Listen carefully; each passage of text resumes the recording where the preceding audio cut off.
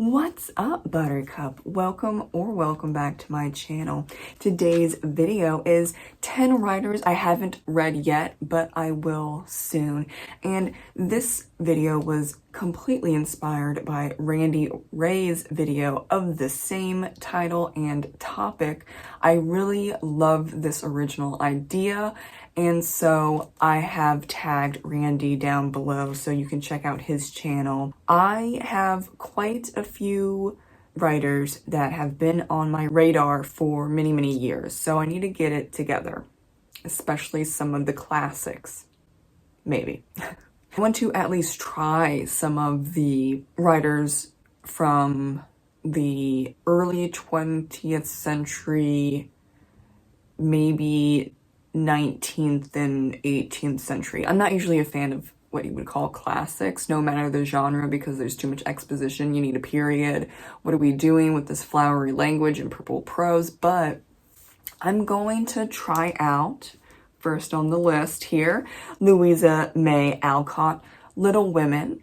I think that's a pretty good starting point because pretty sure this is children's literature, right? Or it's not, and people have been telling me otherwise just to get this book on my radar, because a lot of people know I'm not gonna read classics. It's not really my jam. But I remember watching the movie from the 90s, not the newest one. Wait, is that one from the 90s or early 2000s? I can obviously picture it. Am I remembering the actors and actresses' names? Of course not. Oh, I'm so sorry.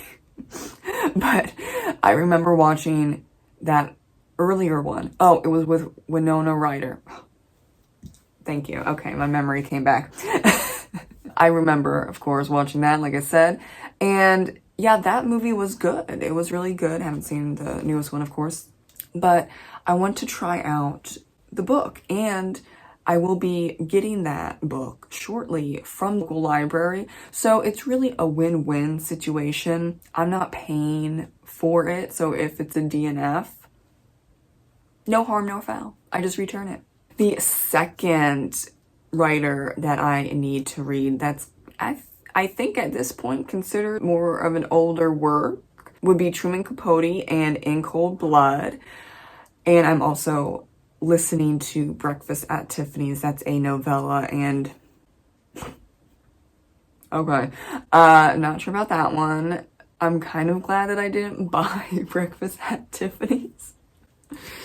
I'm listening to the audiobook. I wasn't going to pay $15 for that novella. That one's not going as well as I thought it would.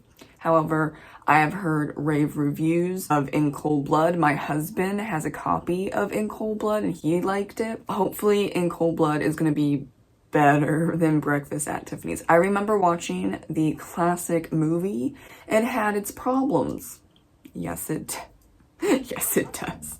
Not even past tense. Yes, it does. Not yes, it did. Oh my. In Cold Blood, which is nonfiction and a whole different take on nonfiction. It was like, what is it technically called? Like literary nonfiction, because there's a lot of emotion and storytelling that you don't see, at least you didn't see back in those days, that really kicked up the whole vibe of emotional storytelling, but it's nonfiction, similar to Hunter S. Thompson. Number 3 is Robin Hobb.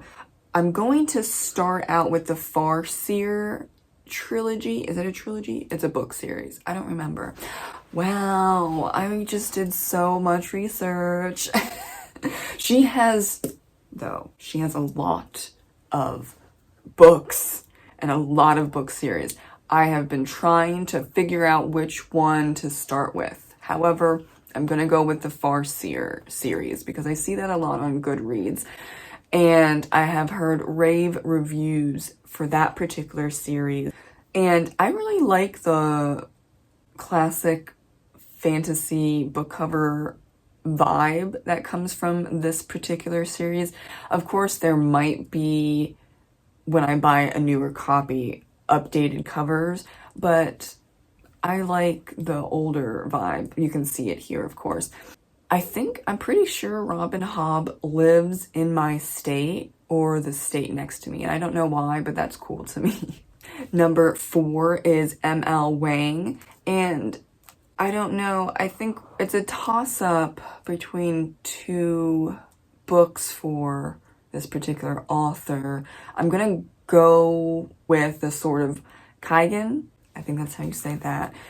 Mainly because that is at my library, which I was pleasantly surprised to see, but happy to see. This author won, which one was it? Was it like year 7 or 8 of the self-publishing fantasy blog off?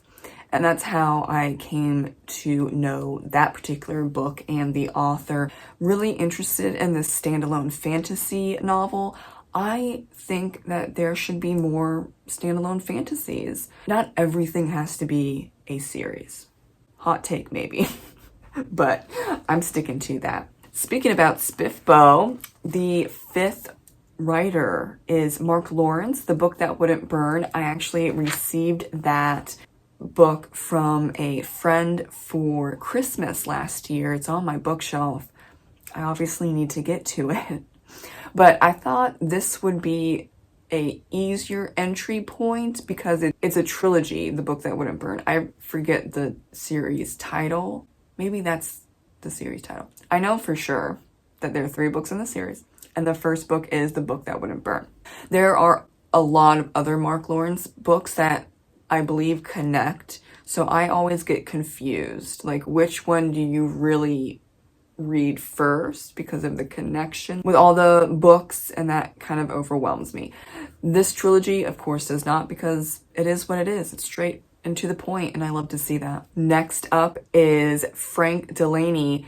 The book will be Ireland. I gave this a try when I was 11 because my grandfather really wanted me to give it a try, but I don't think at 11 years old I cared. Actually, I knew I did not care, and he was very forceful about it for some reason, and I was like, okay, but no connection whatsoever to anything regarding that book or that writer, though Frank Delaney is extremely popular in the Celtophile world and in Ireland because he writes about Ireland. The book says it all, basically, but he is really popular, and I think giving him a try as an adult is a way better introduction and idea versus being kind of sort of forced to read it at 11, right? Number 7 is Jacqueline Carey with Cushell's Dart. That's the first book in I don't think maybe it is a trilogy or it's chronicles. She is a very well-known fantasy female author, and I say female author specifically because there are a lot of people that complain about romantasy, and I totally get it in many ways, but she is a fantasy writer, epic fantasy writer to be exact, that also has romance in all of her books, but it's not romantasy. So I really want to give her and her books a try because everyone can read Jacqueline Carey's books. It does not matter because it's fantasy with romance, but that does not mean that it's romantasy. Romantasy is very specific and what is expected and all the tropes involved. And I just really want to support authors, especially female authors, that are writing epic fantasy well, because I hear a lot of people complaining, but you know, they're not going out and doing the research, because I did the research and I found this author within 5 minutes. So we'll see how that goes. I do have high hopes though, because I've seen Jacqueline around in so many places for so many years, and I am just really excited to get into that. She is often paired with Mercedes Lackey. I've read Mercedes Lackey's books, so that's why Mercedes isn't in here. But those are 2 of the very well-known, if you're in that world, female epic fantasy writers that are a must to read if you're into epic fantasy and wanting to support women writing in that space. Number 8 is R.J. Baker, The Bone Ships. I'm going to go with that series, though R.J. does have other series. I was given the first book, The Bone Ships, by a friend in the book club. It was either for Christmas or my birthday. I forget, I apologize. They're so close together that it's kind of a blur. And I'm just really interested in pirates. I mean, well, I can't say who isn't interested. Everyone has different interests. But I just really want to get into some pirate books. I don't know if it's fantasy, though I think it might be. I should have done a little more research. However, I've had at least 5 people say you should read this book, and then also, continuing on to the series. So if that many people say you should read it with genuine affection, not just trying to bait me into reading a book that I don't like, because that has happened before. Let's not do that. But I just really want to try out this book and see how it goes. Second to last is P. Geely Clark, and I'm going to go with A Master of Jinn, even though I do also have Ring Shout on my TBR, because I heard of this author from A Master of Jinn, and there are some fantastic quotes that come out of that novel. It might be a trilogy. I'm not 100% sure. Look at me not doing more research. I just look at the first book and that's how I determine if I'm going to finish a series or not. I very rarely will buy a full series because I've done that before and it has bit me in the butt one too many times. So that's why I really focus on just a first book. And then if I like the first book, then I'll try the other books. But I think this book has a really interesting concept, and I have heard nothing but amazing reviews on A Master of Jinn. Lastly, I think a lot of people will like this one. I don't know though. That's why we're trying things out. Number 10 is Brandon Sanderson's Tress of the Emerald Sea. I know that is within the world of Brandon Sanderson. Is it Mistborn? Nah, I think so. If not, I'm sure someone will correct me in the comment section below. I know that it's in one of Brandon Sanderson's fantasy worlds, and it is a standalone. It is a chunky monkey. But I think this is going to be a great introduction to see if I want to read all of those chunky monkey books in his mini series, right? I think that's logical. I really love the cover. I love the title. And yes, like I said, it's a standalone. It's long, but at least if I'm not a huge fan of it, then I don't feel like I'm giving up, so to speak, because there's, 5 other books in the series, and then people are going to be like, you need to read the whole series to understand why it's so amazing.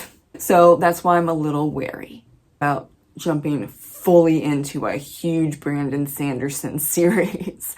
But I think this is a good compromise, a Chunky Monkey standalone by Brandon, and we will see how it goes. It's also in my library. I appreciate that. And if I get halfway, I'm not feeling it, no harm, no foul, I just take it back.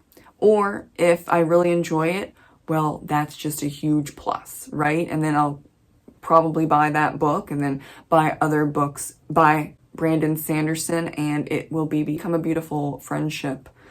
But until then, I'm just gonna give it a go for free and hope for the best. I always am optimistic. I know a lot of people don't go into books in an optimistic way. I start my rating at 5 stars, and then if things don't go well, the star ratings go down. I hope that all of these books that I have listed by all 10 authors are going to be a successful, fun, entertaining, and insightful read. Thank you so much for watching my 10 writers that I haven't read yet, but I will soon. And again, shout out to Randy for this fantastic idea. I'll see you in the next video. Read, write, do whatever you need to do for self-care. Bye.